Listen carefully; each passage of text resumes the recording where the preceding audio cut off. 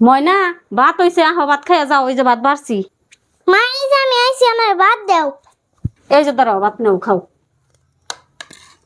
মা তুমি খালি আমারে ডাক দিলে, দিদিরে তো ডাক দিলে না। দিদি এনা ভাত খেয়ে যাও। এই তুই খালি দিদি দিদি করস কে? যে সময় ভাত খাইবার কই খালি দিদি খাইছে নিহি। দিদির চিন্তা বাদ দে, নিজে বাঁচলে সে বাপের নাম। দিদির কথা আর কর নাকবো না। ও খাইবো নি, না খাই না খাইবো নি। মা তুমি এটা কেমন কথা কও?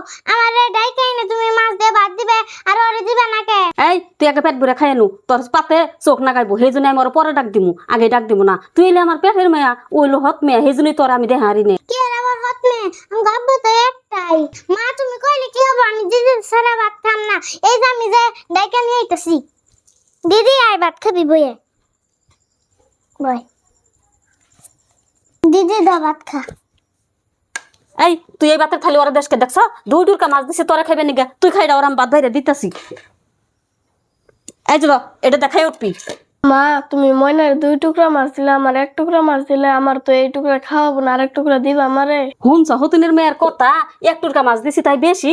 এখন আবার কইতাছে যে 2 টুরকা মাছ দাও। বুবার মুখে তো দেখি আবার বলি ফুটছে, এই টুরকা দেই খান নাকবো ভাত, নয় উঠা যা। মা তুমি সবসময় আমার নাকি এমন করো কে? আমি যদি তোমার পেটের মেয়ে হইতাম তাহলে তো তুমি আমার ময়নার না খালি ভালোবাসতা।